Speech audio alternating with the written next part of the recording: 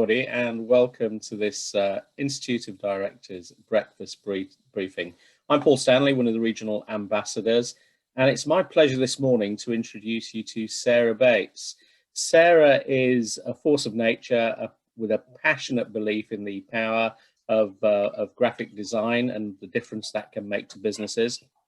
And she focuses particularly on helping small businesses across our region, and indeed has helped my business over the last year with some really great work.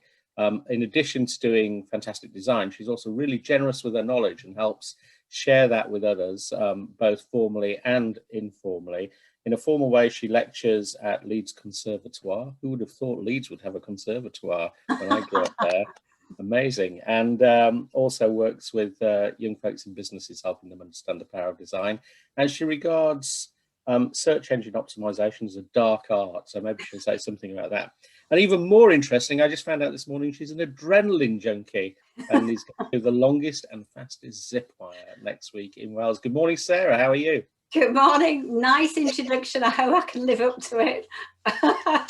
So today I just wanted to make sure that you've all got your blank piece of paper and a pen. Because that would be really good. I'm going to get you working, but not too much. And as Paul has very nicely said, I am a graphic designer, been a graphic designer all my life. And it kind of concerns me where we're at right now in terms of education and business. And Paul is right, I specialise in helping small businesses. And I'm going to make a start. If I can share my slides, I've got quite a lot to go through, but the slides will be shared. I want to educate the masses basically about design, because I think it's really important for business, and it's not this closed thing that just designers have and make magic. So if please bear with me, I will share my slides. And if there's any questions, if you can put them in the chat for me, and I'll make sure that I answer them at the end, just because I know I've got lots of slides to get through, but we'll go for that. So I will just go into presentation mode. So graphic design, the what and the why. So welcome to today's talk. I'm going to talk to you about graphic design, what visual communication is. You might have heard that word, you might not have done. You might have not even have heard of visual literacy, but we'll all have done it. Why good designers, have put the good in there, are often described as empaths. And why do we need graphic designers? Why? And what is thinking outside the box, and why is Apple's Think Differently so important? And what is creative problem solving, and how can we teach these skills? So this is me. Graphic designer all my working life. I'm also a lecturer, qualified teacher, and was part-time teaching art and design in further education across all the departments. So to the media students, fashion, music, fine art students, as well as art and design.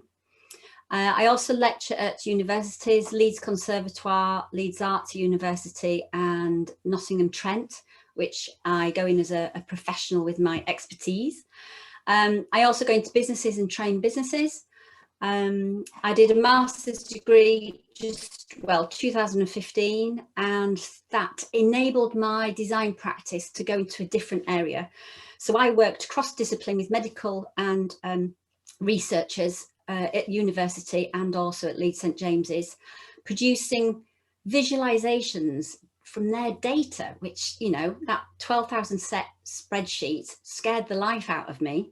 And I made visuals from it, which provoked engagement. And we did lots of events to raise awareness. So that was really exciting. And I've launched through the pandemic, the design school online, because I want small businesses to show up better. I want them to give them the skills. And I know as a designer and trainer and teacher, I can teach design skills. I can teach them really well to anybody, the basics, so people can have the knowledge and the skills to show up better on the day-to-day stuff, the social media stuff. They don't need to pay me as a designer to do that.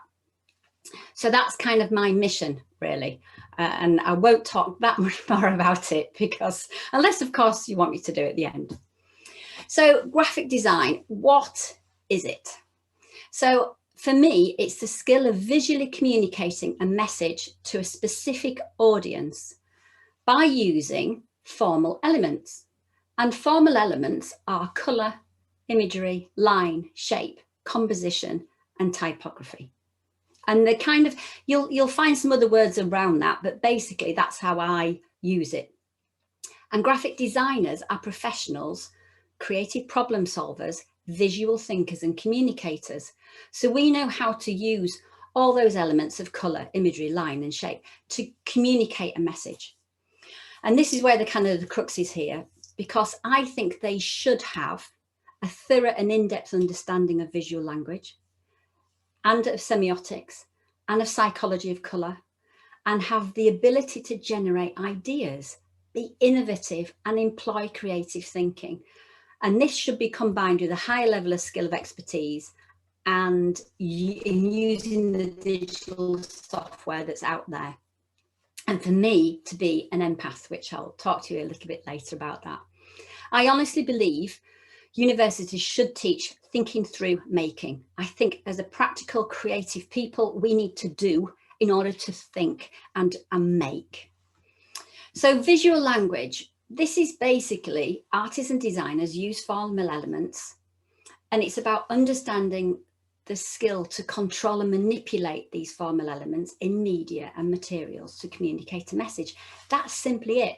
Now, you may have seen the war of Colin the Caterpillar and Cuthbert, because, you know, Aldi did the Cuthbert, very much ripping off Colin the Caterpillar.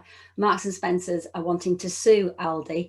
Aldi goes out on social media, please can Colin and Cuthbert be friends?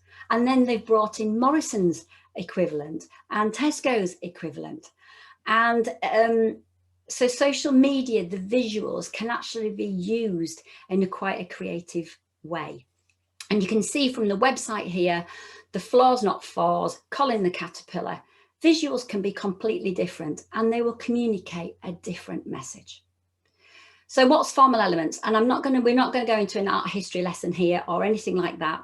But if you've got some understanding, you can then start to see a little bit into my world, how we could make things a little bit better when you think from a graphics and design and visual communication point of view. And this is me about telling you where I'm from with my education, with my experience. And this is a juxtaposition really with what I see, who I see, the calibre of students kind of coming out of university now, which again, we'll talk a little bit more. So line, shape, form and texture. And you may think, I don't see these in any design stuff. Well, you do. And the first one of these is line. So one of the basic elements is line, and there are lots of uses in design: straight lines, thin lines, wavy lines, sharp lines, pointy lines. So I would like you to get your pen and paper ready, and I'd like you to think of kind of really get into this idea of visual language, okay? And so when I want you to do, which I want you to do kind of in a minute, I want you to be able to draw a happy line. Now, I don't want a smiley face. I don't even want a line that just goes up. I want you to think about the emotion of when someone's happy. Are they jumping up around? Are they a bit excited? It's not about the smiley face. It's about the emotion you feel about being happy. So if you can for me, please can you draw a happy line? A line that looks happy, just one line, but using your pen and paper. So that's a limitation, the constraint, a happy line.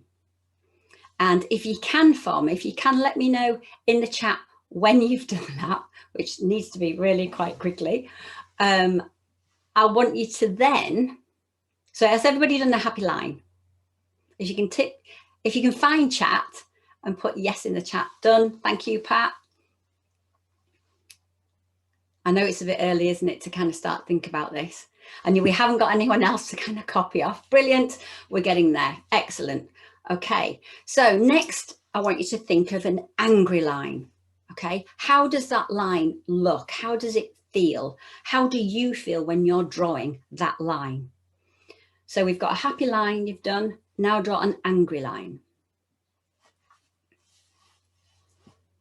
And again, if you can for me, put done in the chat, that would be brilliant. And this is, the idea of this is getting you to think a little bit differently about emotions. And you're thinking, right, how can I draw that in a line? But we can. Now, this is a bit more challenging. We've done happy and angry. What about a weak line? And you may think, why would we want to draw something weak? But there may be places where we do. So draw a weak line for me.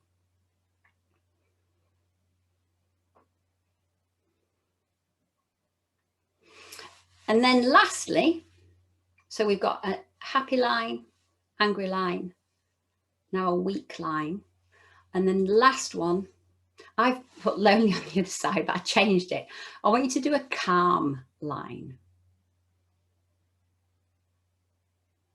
Okay, and again for me, if you can put done in the chat, that would be great. You're on it this morning, that's brilliant, thank you. So what we've got here is, this was basically done. I was talking to a PhD healthcare practitioner, and she was exploring people who couldn't communicate their emotions. And I was telling her about taking a line for a walk, which is exactly what you guys have just done. And she started to use this within her PhD and her research with her patients. And she found that even though they couldn't verbally communicate, they could quite happily get a pen and a paper and just draw. And depending on that line, communicated how they felt. And this was revolutionary for the PhD student and also for the people that she was working with. So hopefully your happy line is round and it's bubbly and it's got curves and it maybe goes up and down, and it's maybe not necessarily even or formulaic in its approach. It's maybe a bit random. Angry, you might have pressed on a little bit heavier. It might be a pointy line. You might have held your pen differently to actually do that hard angry line, because that's quite strong emotion. And the line conveys that, it communicates that. Then we think about a weak line. I don't know what your lines would look like, but I would necessarily think weak. All right, I've got to do a tentative line. It's got to be a little bit lighter. It might be straight, it might not. It might kind of go down slightly as your strength dissipates. And then we've got a calm line. And a calm is necessarily, it's calm, it's tranquil, it's not angry, it's not sad. And that again might be more of a straight line than the others.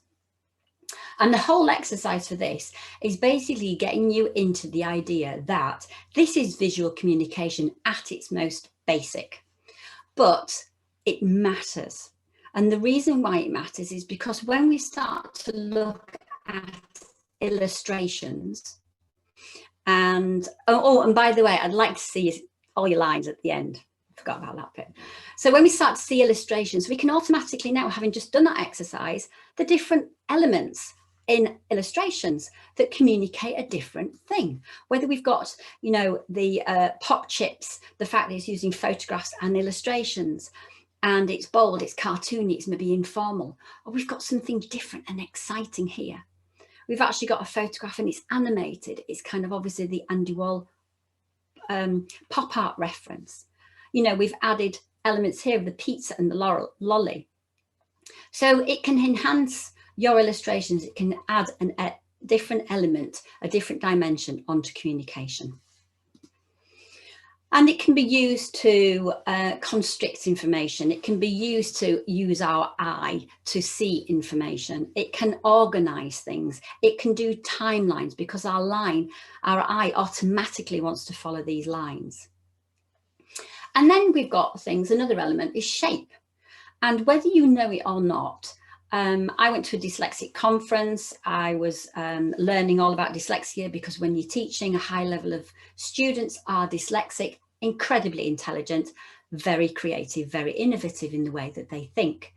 and we were asked what shape we were. And this is obviously very generalized, but circles, anybody that likes or has a business that's a holistic business, that there's no start and finish, it's kind of like a journey. People have to go on that journey. It's in inclusivity, it's about community. You would tend to draw logos that have circles in them. If people want to be reliable, square, confident, maybe the typeface is very square, it's very angular, to have those boundaries because it's a little bit risk adverse, it's solid and it's confident and reliable. Triangles are all about representation, direction, power, goal driven, forward thinking. There's a confidence there, not a brashness, there's a confidence, an innovative thought process, independent. And also triangles can also fit together as well. So it's not necessarily been just that for that individual. Pentagons, hexagons, octagons, they're quite unique, but they fit together like a team. They're also innovative. If you think about buildings, you know, think about the strength of them with octagons in place, you know, you've got your beehive. So there's elements in shape that as designers, we know communicate, whether you know it or not, a message, that communicate through visual language. And when we start to see in our lives where these things occur, you know, every day we've got in a car, or maybe we haven't this last year, but we can see where things are. We can see logos replicating those values. And we can see in how shapes are used in design to organize, to add interest, to dissect information.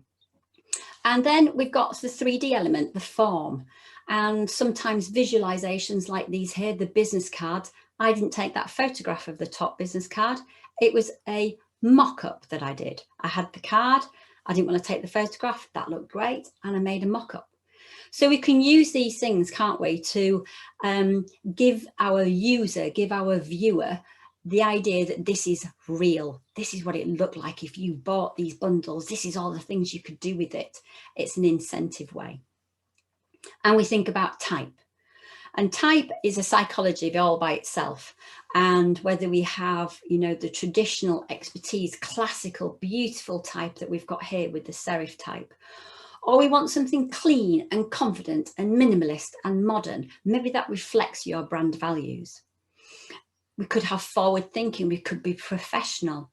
Now, fonts have changed because fonts have to be across a whole range of media. It has to be on print, online, in emails, newsletters, everywhere. We have to kind of have the same style, and maybe some don't match up, but you know, if you've got a sans serif as opposed to a serif, you've got to make sure that your fonts are consistent and you have clarity. And things like if you've got any handwritten or a script typeface, then certainly the handwritten gives a personal value. It gives a personal touch. It's coming from me as that nice little strapline. And then we've got texture, and we see texture everywhere, whether you like it or not, and it adds depth and tactility. You know, this brochure over here is not kind of, you know, made of beautiful felt like it looks like with a beautiful gold embossed. It's kind of flat, but it looks really nice. It looks sophisticated. Again, we visualize. Artists still do this. They visualize what the bar is going to look like for interior designers. And we think about color. And the more primary colors are, the red, yellow, and the blue, the more childlike it is, because children don't see tone until they're about the age of 5. So all colours normally associated with children are very bright and are towards the primary colours. Secondary colours start to use a primary and a secondary, or 2 primaries to make a secondary. And then the tertiary is a primary and a secondary to get the colour wheel. Colour wheels are really important because it gives harmony and balance. So if I wanted I had an orange branding, I knew that a blue or a purple are complementary colours. So if I wanted a colour to stand out or give a bit of pop or have the hover over on my website, that's the colours that I would choose. And then we think of balance. Now, the power of 3, I love the power of 3 because our brain automatically wants to look at imagery, look at words and see patterns. I'm sure Paul is brilliant at looking at a spreadsheet and being able to see patterns. I can't, it's about visuals for me, but the power of 3. So that's the lowest common denominator, that our brain can see a pattern, and we normally want to organize things. This could be okay, but actually it's more ordered in our brains to see it this way. And when we, and when we think about the Gestaltist principle of proximity, our brains again automatically think and start to organize information. So if you see the group here, it's perceived, our brain automatically sees that as one thing. And our brain automatically sees this as 2 groups because there's a space. And it's the same here. We see this, we don't see it as 3 groups of red. We see it as 3 groups of black and red dots. And this is how our brain sees it. If you saw this on here, our brain wants to do this with it and bring it together. And proximity is really powerful. Websites use it all the time. If you have lots of information to do, you'll make sure on my slides, I have a line break that's quite big, because the more space around these paragraphs, the easier it is to read, giving proximity, giving space. And I like space. I love negative space, because you can see other things in there, and some of these negative space logos are amazing. And if you haven't seen it already, a bit of a truth bomb here, the arrow in the FedEx logo. Can you see it? The arrow pointing forward, it's travel, it's distribution, it's moving things. There's the X. And it would only happen because that designer has chosen that particular typeface, which is Helvetica, to be able to do that. But it's been slightly adapted to make that beautiful, nice arrow there. So every time you look at a FedEx now, I'm hoping you're going to see that arrow. And we've got other things with negative space. I love the Guild Food Writers logo because it's got the spoon, it's got a fountain pen, it's giving heritage, tradition, craft, but it's a spoon, it's writing about food. It's very clever. And we've got some other things that are in the media. So negative space, you know, we've got the boy eating and he's got a big fat chicken thing there. It's also his mouth and his tongue. So he could be hungry. Obviously, this is about AA, alcoholism, and, you know, it splits families. Yet we've got it's splitting a family on 2 edges, and with the bottle of whiskey in between that we're presuming, or a bottle of spirits. And again, this is like, don't let work stress screw you over. Don't fix your mental illness yourself. And that's, you know, really strong. It's also a tie. It's also to do with business. And this is just lovely because your brain sees a dog walking, doesn't it? But there is nothing to say that it isn't just a series of dots moving. And this is how our brain computes things. And as designers, we know this, we can work this out, and it could add fun. It could communicate a message straight away. So if I didn't want to draw a dog and I did this, I'd be really proud of it. And again, if you look at simply these 2 posters here, it's exactly the same information. One on the left, possibly more traditional, elegant. The one on the right, more asymmetrical, using contrasting colours. And if you look at them, you know, the question is, are these the same? Do you think, if you can put it in the chat for me, that would be great. Do you think if you saw the poster on the left to the poster on the right, would you rock up to this concert and would it be playing the same music? If you can answer in the chat for me, that would be great.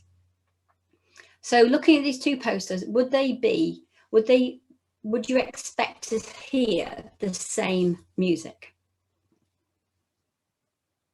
If you can pop them in the chat, that would be great. Ian saying no.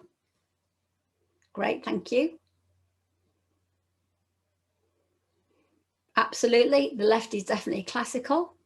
Same music, different ambience. Could be, couldn't it? I might put a tie for the first event and a t-shirt for the second. Excellent. Because he's certainly, look, the power, I would attend the concert, but not the one on the left. Yeah, absolutely. Because, and that's just the typeface, that's already communicating. So this elegant script is more highbrow, it's more elegant, it's beautiful, it's tradition. You would expect kind of more classical music, perhaps. The fact that it's monotone in kind of, you know, limited color palette, quite subtle, sophisticated. And even without reading, David, the word soprano, if you were of a different language, you'd still get the idea that these two posters were different. And certainly the one here, you would think it's more modern. Maybe they're using the same kind of music, but they're actually doing it in a completely different way. Maybe it's a rock one, is this one, or some kind of rave. And we use balance and line all the time to change things up. And then we get on to pictures, images. And these 4 photographs or 4 images can all be about Alice in Wonderland. A picture is worth 1,000 words. And if you want to instantly communicate a message, image is the way to go. It's the hook that draws you in, because it instantly communicates a message far, far quicker than words do, because our brain kind of sees it. And talking of that, the visual communication is the future of content marketing. Visual communication, the modern audience, growing urge to get key information as quickly as possible. Now, our brains see in visual information 60,000 times faster than text. And that's huge. And that's why, you know, kind of, especially in the wake of Bill Gates in 1996 saying, you know, content is king. It is, but it's now on video and it's now through image. That's got to attract our attention. It's got to stop us scrolling on our phone. And if we think about the image, you know, you're going back to the rule of thirds. If you've always got a grid, if you've got an SLR camera, or you can have a grid actually on your phone. And this might be, you know, good or not, but you've got a sweet spot where the eye is naturally drawn to, and it's these elements here. So as a designer or a photographer, when we start to design things, the rule of thirds is really about how your eye travels around the image. So basically, we've got discount, we've got everything 20%, we've got passionate, angry, possibly person in here, and we've got the food, so it's telling us it's in the supermarket. And this is how designers use information. And obviously photographs. Now, through the pandemic, this has dramatically changed. We want that rough photograph. Never again do we want this going on, unless actually your office really does do high fives with all these beautiful people around the table. Maybe they do, but actually most of us perceive that that is a stock photograph. We'd much rather have something like this that has emotion. This is for Patagonia. Or, you know, talking about dogs, everyone now has a dog. We want to stay away from the stock images. People want a truth and honesty now.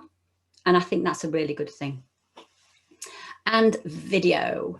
Video is the next biggest thing that you are going to have to be using in the next few years, because people are time precious. People don't want to read 2 A4s. I do, but some people don't. And it depends what media you're on. I certainly don't want to read 2 A4s worth of information on my phone. I'd rather watch video. And 90% of internet users now access the internet through their phones, which is really important as a digital marketer or an advertiser, because you've got to consider this. So when we kind of look at these logos, so what does it all mean? Oh, sorry. Oh, crikey. What does it all mean? So if I was to design the logos and I had some, you know, kind of, it was about exciting, it was about speed and, you know, agility, it would be much more fluid. So I might do it might be a logo like the Tour de France. We all know what these logos are, but the reason why it's fluid and it's round, and actually there's a guy with the R on a bicycle, I think is pretty good. And, you know, it's about fast and energy. Waitrose isn't. Waitrose is about being consistent. It's about being reliable. It's about being confident in their space. Doesn't necessarily be sophisticated, but actually that's not a typical sans serif font. And it's green, it's showing healthy, and is looking after ourselves. And all this is communicated really quickly. Fat face, the fact that the quality of the line, we talked about line earlier, the quality of line is informal, it's a bit rough. So what does that mean? It could be that actually the fat face brand is a bit fluid. It's a bit kind of unpredictable. It's not conforming. And that might really appeal as a brand. We've got something like Formula One. We've got the speed there. We've got the London I can't say it today, orchestra. And oh my goodness me, look, he's the conductor there with his baton and his arms going up. Beautiful. So we use all these things I've just been talking about to make designs. Okay. And it's this so what? I ask people all the time, so what? I've learned that, and this is a famous quote from Maya Angelou, I've learned that people will forget what you said. People will forget what you did, but people will never forget how you made them feel. Now, this is really important because all the stuff I've just talked to you about emotion, about visual language, it is about emotion. And that's not being, you know, kind of, let's go to a retreat and hug a tree. That's the real thing. If you are emotionally engaged, whether you are happy or sad or angry or intrigued or provoked or agitated, or, you know, have like, oh my God, I need to buy those pair of shoes on that Instagram post. You've got an emotion going on. And if you've got an emotion going on, then you are more likely, you have a higher propensity to buy, to take action. And that's what design and marketing is about. It's about evoking feelings, engaging our senses. The more we can do that, the more we can get the buyer on brand. And that's why good designers are empaths, because we have the ability to feel others' emotions, step into their shoes and know how they feel, and then design accordingly. So if I ask a business about who their audience is and what they actually sell and their service, I've got to put myself in that audience shoes and think, right, what's my problems? How can I solve them? Right, this is what the headline should be. And that's what I think makes a good designer. And it's there. So now this is going back to the Bauhaus School of Art, 1919, Walter Gropius. This is Dieter Rams, who is a tutor. Every manufactured item sends out signals to the mind or emotions. These signals, strong or weak, wanted or unwanted, clear or hidden, create feelings. This was all the way back in 1919, which is just unbelievable. And when we talk about empathy, I actually want my clients to do an empathy map. Some feel it really, really hard because they don't have that ability to kind of think how others feel. But in order to get into your audience's head, your client's head, in order to engage with your marketing, you kind of need to know how they feel, what they hear, what they see. And then you go and you research and you go find out how you do that. And visuals are memorable and effective. So you've got to get on this, you know, kind of bandwagon, as I say, for social media and your marketing and using images and using video, but do it to evoke a feeling, to create action. If you saw this guy, you'd think, right, okay, before you saw the belt up, live on, you just think, oh God, what's he been doing? He's been fighting, right? He's the right big bloke. You make judgments immediately on this person, but actually belt up, live on, that's really quite creative, because that's about putting your belt on when you've had a car accident. And you can see then clearly where the belt has been on his torso. And if we think about, I think I have skipped, I think I'm getting excited. So what is visual literacy? So we've talked about images, we've talked about visual communication. What's visual literacy? This is the ability to interpret and make meaning from information presented in the form of an image. We were actually taught it. We taught it, teach it now to our children, grandchildren. We employ it when we read people's faces and body language. However, we lose the ability very quickly as we're growing up right now in our environment, because the more things that are spelled out, the more obvious things are, the more we get bombarded by imagery every single day on our phones. Society as a whole is losing the ability to be visually literate. because, you know, we're thinking we need to shout louder, we need to show up better. So everybody gives the message really, really obviously. And if we're not, you know, I will tell my clients, please make sure your message is clear, because people are time precious and they can only take in one message. Now, certainly you see the young people of today, and I'm not casting aspersions at all, but there is definitely because they're on the phones and they communicate through different ways than we did when we were growing up. They have lost some of that ability, a bit like peripheral vision, because everybody's looking like that or on the phones when they're walking down the street. However, the issue is with all of this, and I've only got a few more slides to go, creative people, the designers who work in the creative industries, deliver 21st century skills. I really do think that. This is kind of from the Design Council. However, I don't think now design is just within the creative industries, because designers augment their technical skills through knowledge and design process and creative thinking. And I think in order for us to go forward, to be innovative, to have creative thinking, to have design thinking, I think this needs to be broadened. I think most subjects need to have an element of critical creative thinking within their subjects within schools. Design skills are highly connected to innovation. However, the pipeline of future design is narrowing, and this is where we've been looking at data, and obviously there's been identified that there is a skills shortage. And it's kind of no wonder, because the government have focused on the STEM, which is, do you know what, that's really important. But however, it's given less choice for creative subjects, less students choosing that limited choice. So if you had to choose performing arts, designing technology, cooking perhaps, or music, or woodwork, or there's probably about 8 subjects within that one choice that they can make. So there's less subjects, less students choosing from their limited choice. There's less students seeing the career value in future or higher education.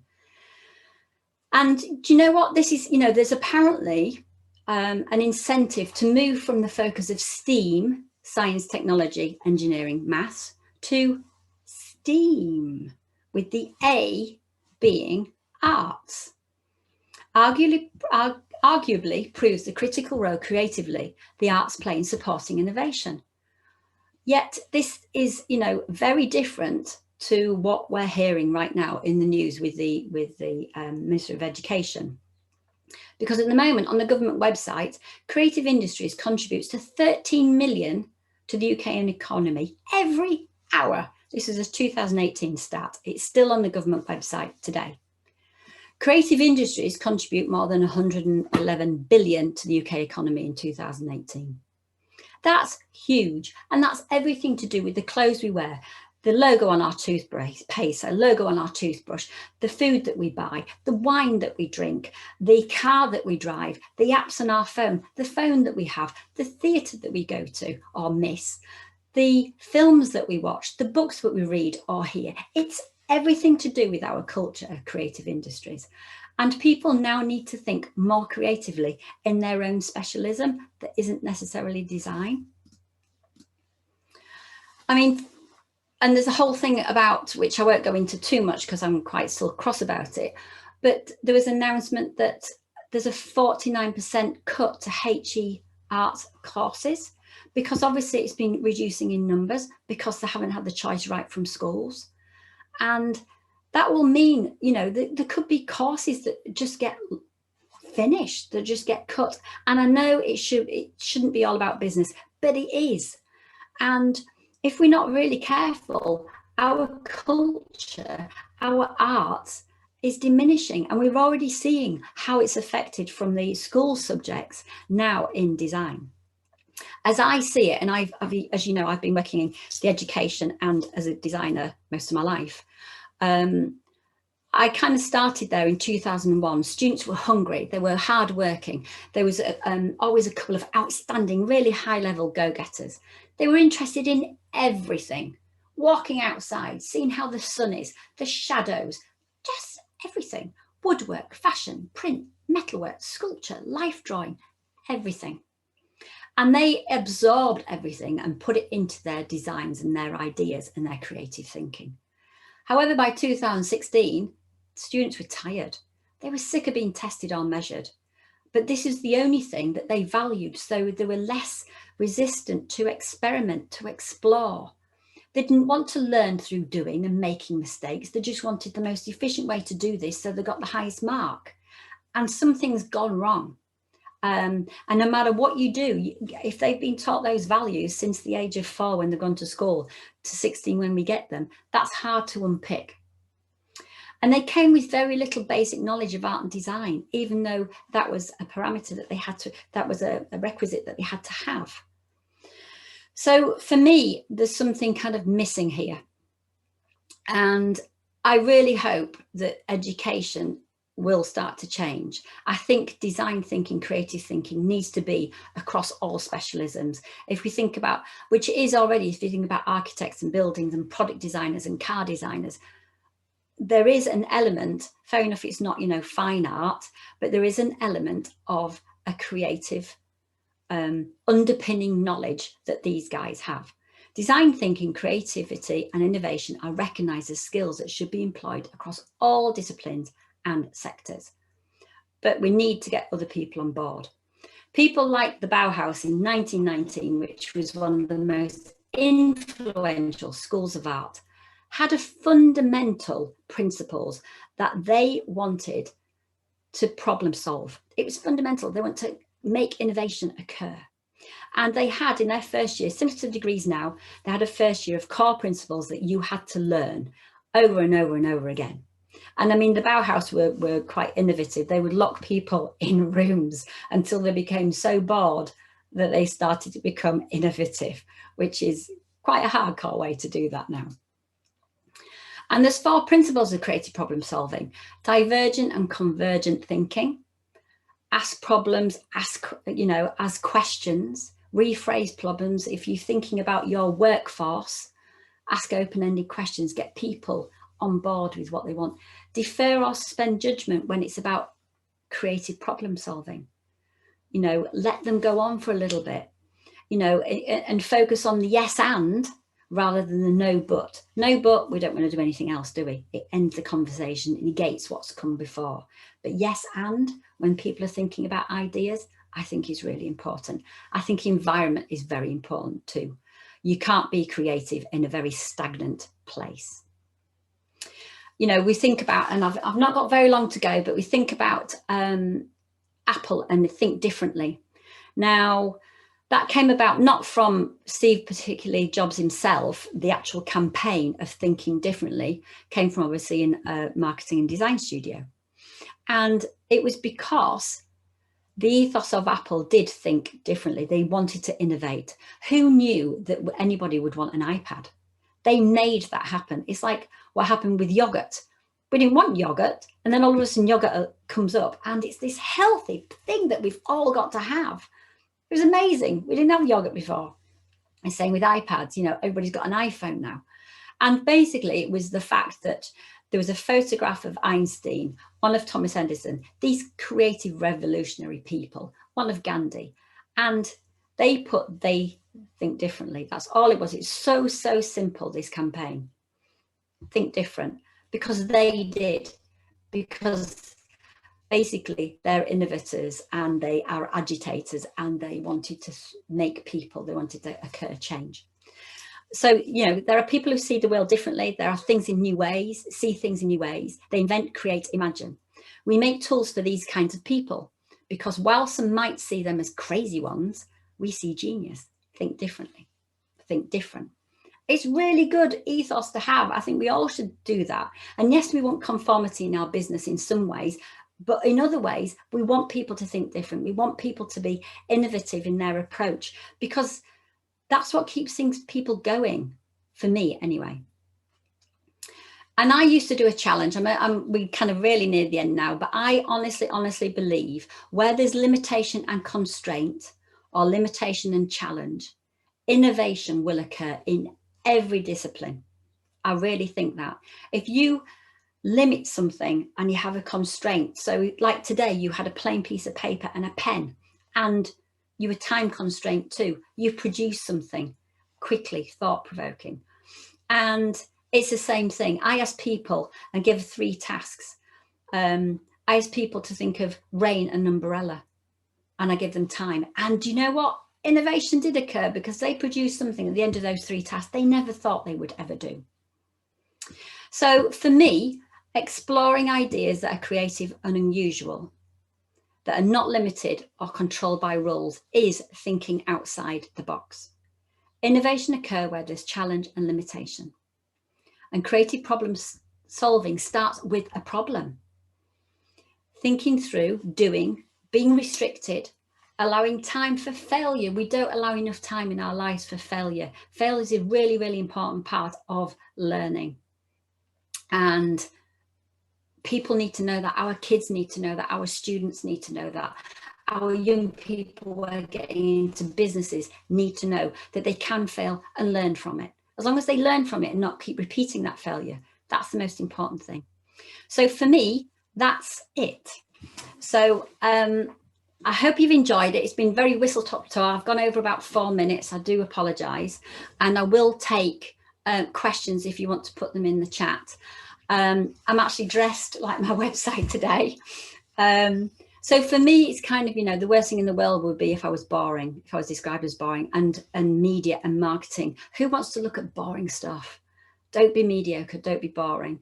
And remember, it's all about the emotion. Now, I don't want you to go out hugging trees, but it is about emotion. And if you can be slightly more aware about this, then that would be great. And just briefly, if you want to see my latest course, it's Canva, which is a brilliant online design program. You don't have to have the expense of Adobe. Online design program meant for non-designers. And for those people out there that don't necessarily have the budget or the inclination to pay a designer for the everyday stuff, which I don't want to be paid, I don't want to be doing your everyday stuff, Canva is amazing. And I've done an online course, cheap, should be 130 quid. It's 1 hour. It's split in 2 parts. One's design and one is about Canva. But I think you need to know the design stuff first in order to produce better stuff. And that's for all small marketing people. And I need it to go like viral because I need people's design stuff to look better. I really do. And they can't just look better using Canva. They've got to have that underpinning knowledge.